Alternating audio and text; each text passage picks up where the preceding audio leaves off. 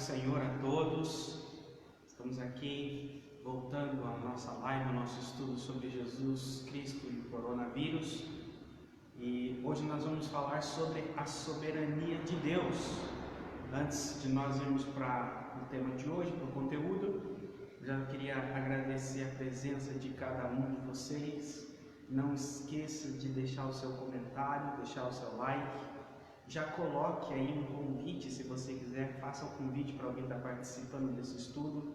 Vá aqui nos comentários, coloque o arroba e o nome de um amigo, coloque aí o nome de algumas pessoas, convidando ele para estar participando desse estudo. E sejam bem-vindos, você que é visitante, é a primeira vez que está conosco nesse canal, na nossa página, né? Você é muito importante para nós. Deixe aqui o seu seguir, deixe aqui o seu comentário e a paz do Senhor a todos. Vamos continuar. Hoje nós vamos falar sobre a soberania de Deus em meio ao Covid-19. Vamos falar soberania. O que significa soberania? Vamos falar o quê? Que nada frustra o plano de Deus, nada frustra a vontade de Deus. Aquilo que Deus decide fazer, Ele faz.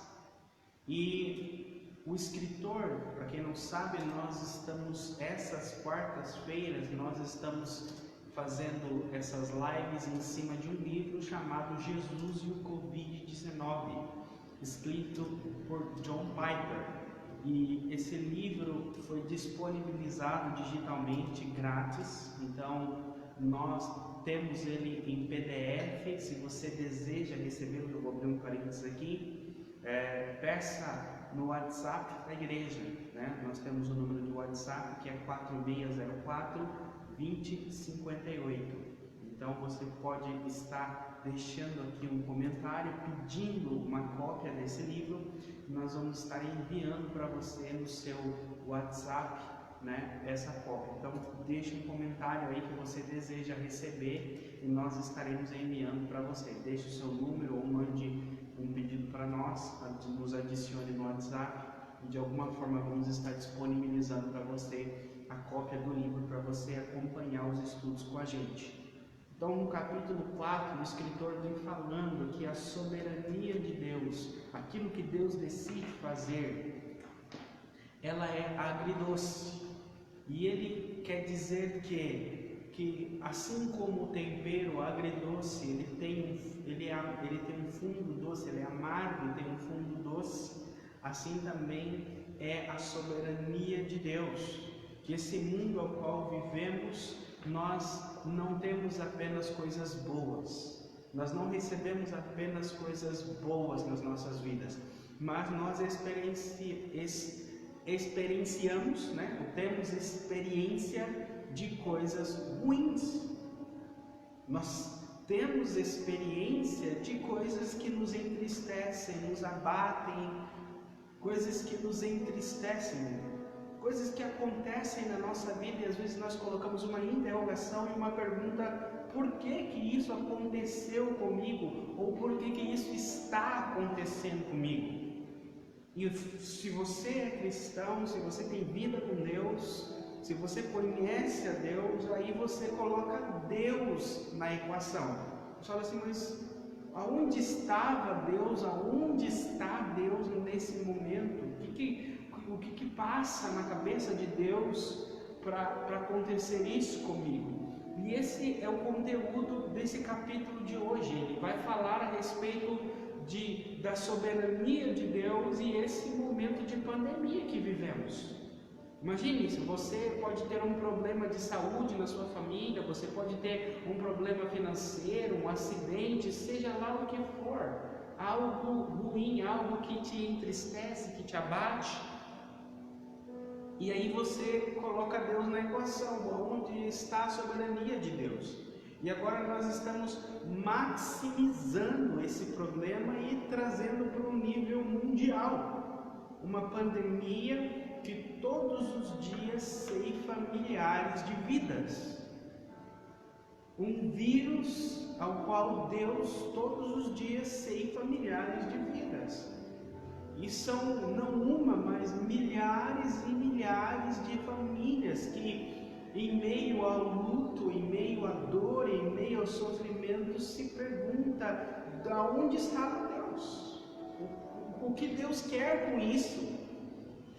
E nós vamos falar um pouco disso então hoje.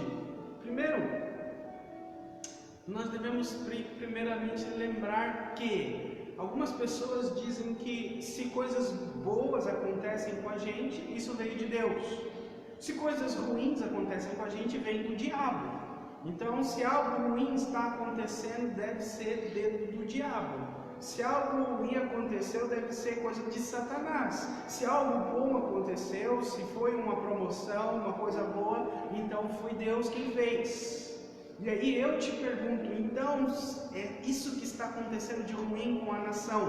Milhares de mortes todos os dias, corrupção, roubando aparelhos e tantas outras coisas. Aí eu te pergunto, é o dedo do diabo? O diabo está orquestrando, manipulando, conduzindo esse momento de pandemia. Então, as coisas boas é Deus, as coisas ruins é o diabo. A Bíblia não defende isso. A Bíblia sim diz que o diabo ele é o príncipe deste século. A Bíblia diz sim que esse mundo jaz no maligno, mas a Bíblia defende que esse príncipe deste mundo, nada ele faz se não houver o aval de Deus. Nós vamos para um livro muito conhecido da Bíblia, que é o livro de Jó, que a Bíblia diz que quando Satanás ele foi até a presença de Deus e ele teve que ter permissão de Deus para atuar na vida de Jó. Ele teve que ter permissão de Deus para cruzar limites na questão de tocar, na questão de alcançar a vida de Jó. E a Bíblia fala que 2 ou 3 vezes Deus delimitava Satanás, delimitava o campo de ação de Satanás para com a vida de Jó. A primeira vez que Satanás foi até a presença de Jó, Deus permitiu que Satanás tocasse, na família dele, no que era de Jó, nas possessões de Jó, mas que não tocasse em Jó. Satanás então tirou os 10 filhos de Jó, tirou os animais, as plantações, tirou tudo. Depois fala que Satanás volta na presença de Deus, e aí então Deus permite Satanás tocar no corpo de Jó. Permite que ele toque pessoalmente Jó, mas Deus fala para ele, só não tire a vida dele. Ou seja, Deus dá para Satanás até onde ele deve ir e aonde ele deve parar. Então, esse príncipe, ele é sim o príncipe deste mundo, ele atua de forma destrutiva, ele atua de forma catastrófica nesse mundo, mas o livro de Jó nos ensina que Deus delimita o campo de ação de Jó, de Satanás. Eu te pergunto, se Satanás pudesse fazer o que ele quisesse, quando quisesse, como quisesse, você acha que a sua vida estaria como está ou estaria pior?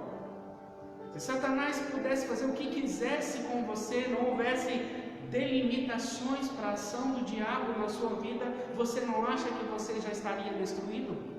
Então nós vemos que Deus controla até as ações do inimigo. Então, se temos uma pandemia acontecendo, se temos mortes, destruições, estresse acontecendo, foi por permissão de Deus. E o livro de Ruth vai nos falar de uma mulher chamada Noemi. Para aqueles que dizem assim, mas Deus permite que coisas ruins aconteçam, Deus permite que coisas assim aconteçam, e Noemi, ela é um exemplo para nós. Noemi, se vocês quiserem ver na Bíblia de vocês, está no livro de Ruth.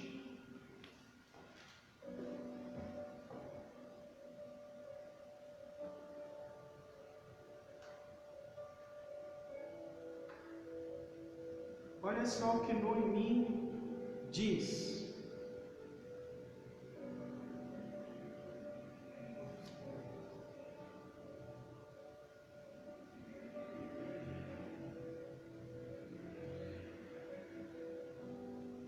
Noemi significa, ela pede que chame o nome dela de Mara. Lá no capítulo 1, no versículo 20, Noemi diz assim: não me chamem de Noemi, melhor que me chamem de Mara, pois o Todo-Poderoso, aquele que pode todas as coisas, Deus, tornou a minha vida amarga.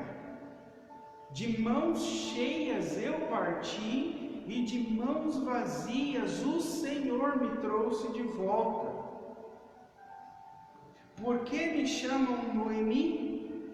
O Senhor colocou-se contra mim, o Todo-Poderoso me trouxe desgraça. Ruth, capítulo 1, versículo 20 e 21. Ruth é ela é a nora de Noemi. Noemi morava na terra de Israel e ela tinha plantações, ela era casada e tinha 2 filhos. E a fome veio na terra dela e ela mudou-se para outra terra. Ela foi embora, deixou a fazenda e foi embora para fugir da fome.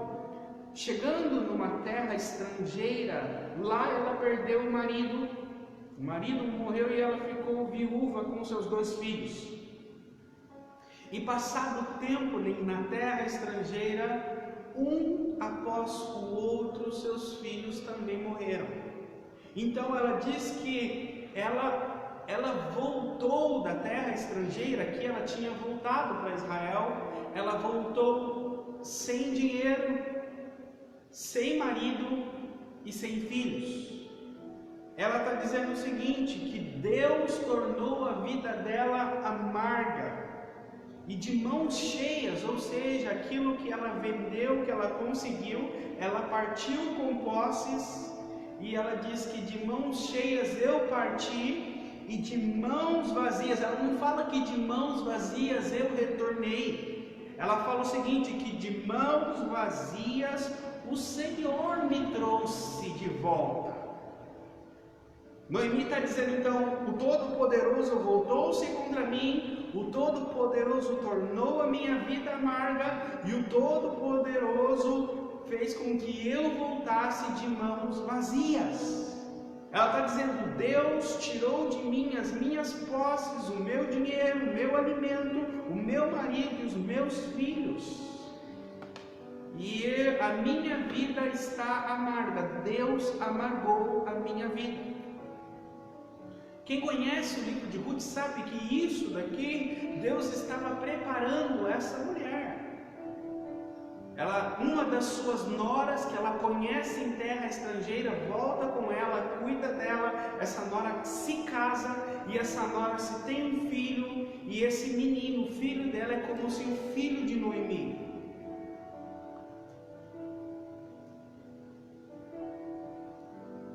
Olha só, no final do livro de Ruth, o que as mulheres diziam para Noemi. As mulheres disseram a Noemi, louvado seja o Senhor, que hoje não a deixou sem resgatador, que o seu nome seja celebrado em Israel. O menino lhe dará nova vida e a sustentará na velhice, pois é filho da sua nora, que a ama e que lhe é melhor do que 7 filhos. Noemi pôs o menino no colo e passou a cuidar dele. As mulheres da vizinhança celebraram o seu nome e disseram, Noemi tem um filho. E lhe deram o nome de Obed. Este foi o pai de Jessé, o pai de Davi. Essa Noemi que diz que Deus tornou a vida dela amarga quando ela voltou sem dinheiro, sem marido, sem os filhos, simplesmente com uma nora. Essa nora conhece o resgatador, casa, tem um filho e esse filho se torna então um filho de Noemi. E fala aqui que ela tomou o menino no colo e esse menino se tornou o filho dela. E ele é aquele que ia trazer para a filha dela, trazer para a família dela uma sucessão. E fala que o nome do menino se foi Obed.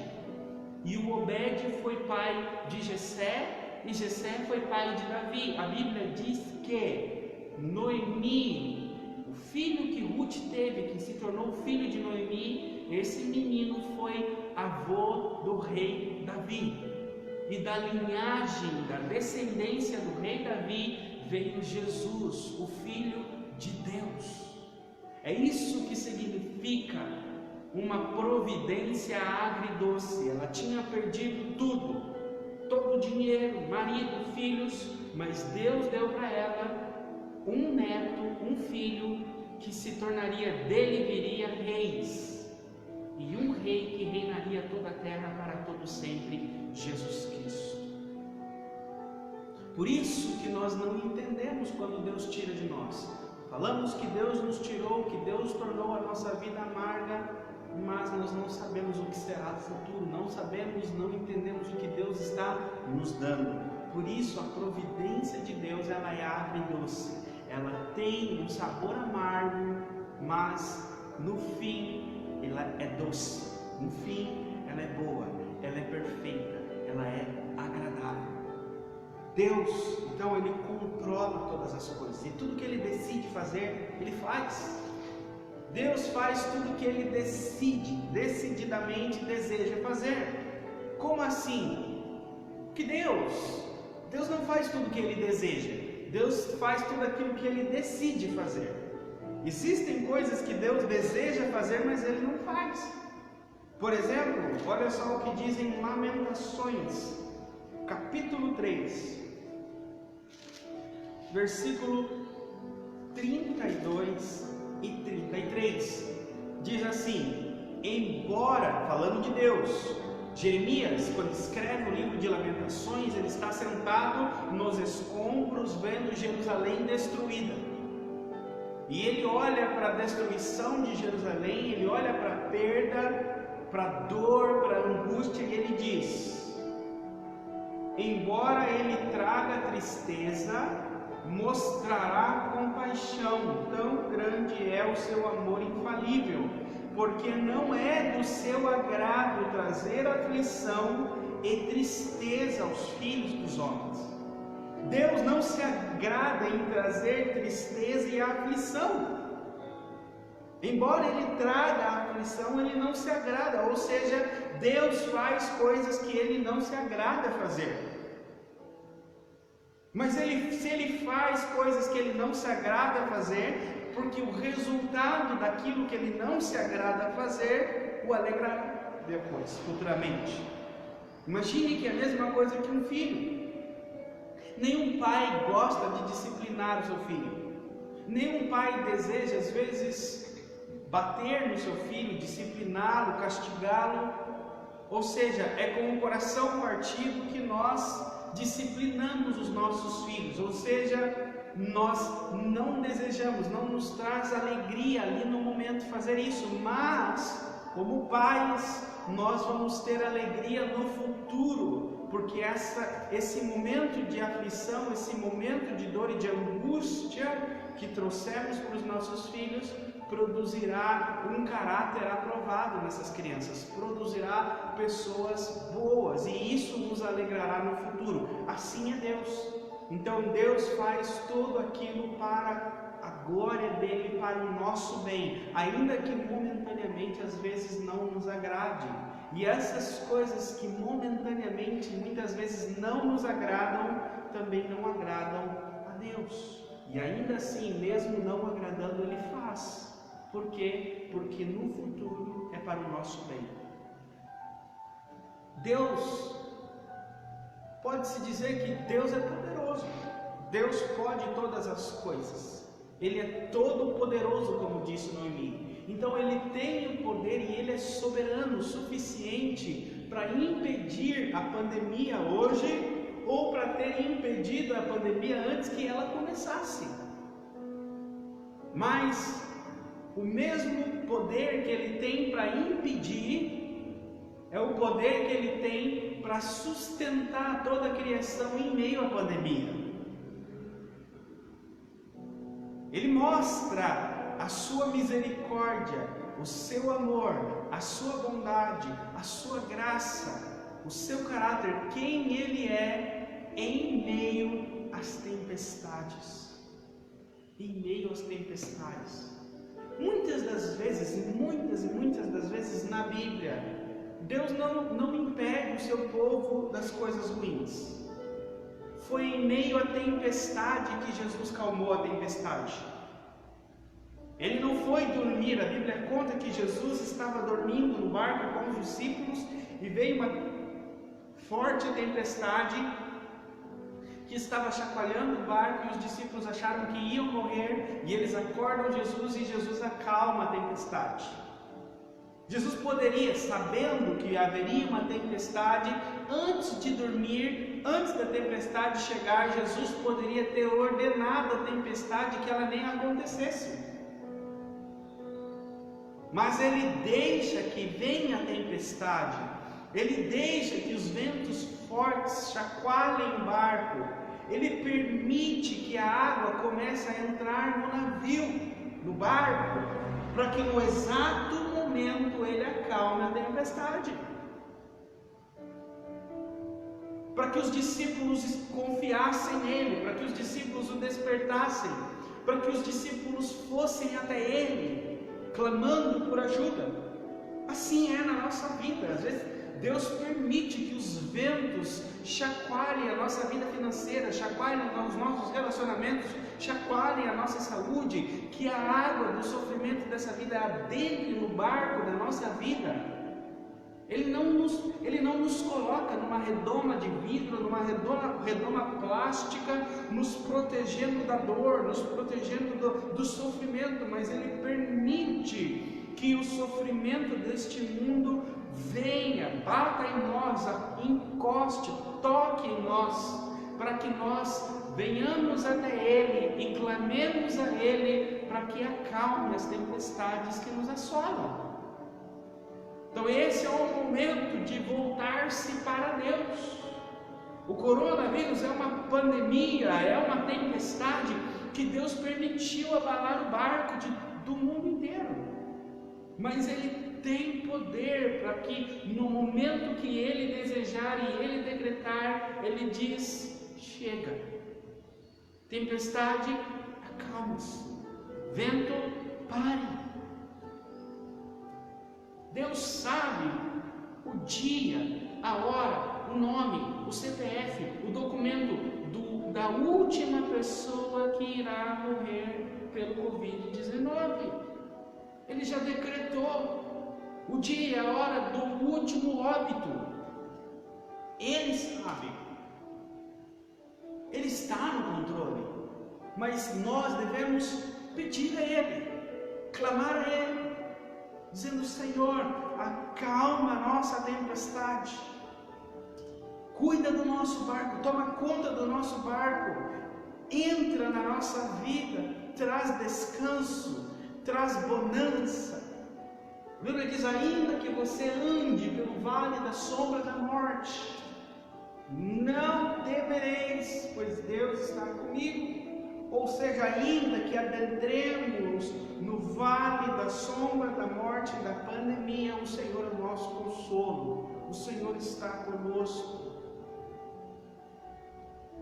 E a partir da semana que vem nós vamos ver que quem morre não foi o Covid que matou. Quem vive não é a hidrocloroquina, não são médicos que permitem viver.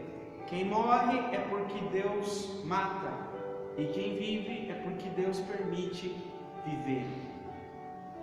É isso que Tiago nos diz. Tiago, capítulo 4. Vamos encerrar por aqui hoje com esse versículo de Tiago.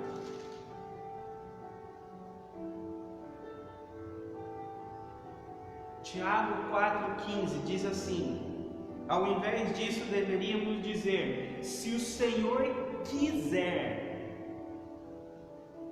se Deus quiser, viveremos e faremos isto ou aquilo. Só a parte A: se o Senhor quiser, viveremos. Se o Senhor não quiser, morreremos. Olha só, faz assim comigo, ó.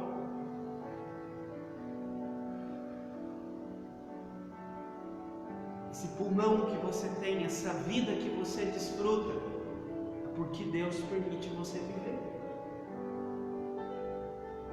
Você vive, você respira porque Deus permite que você viva.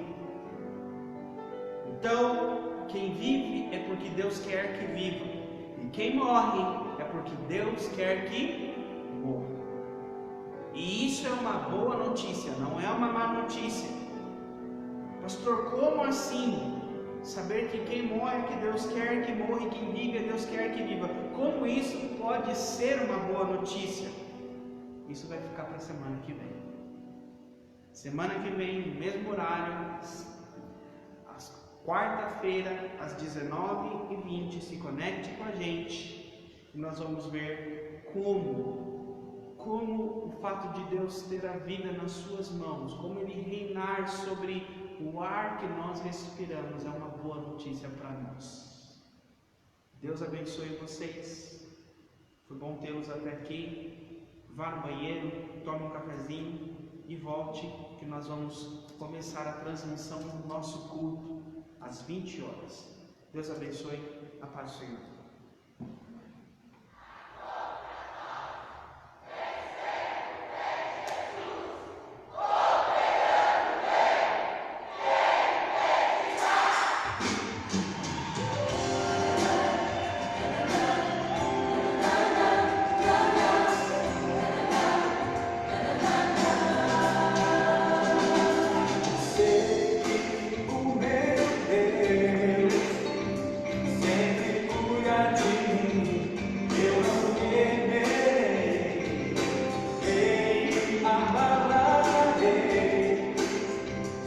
Pelas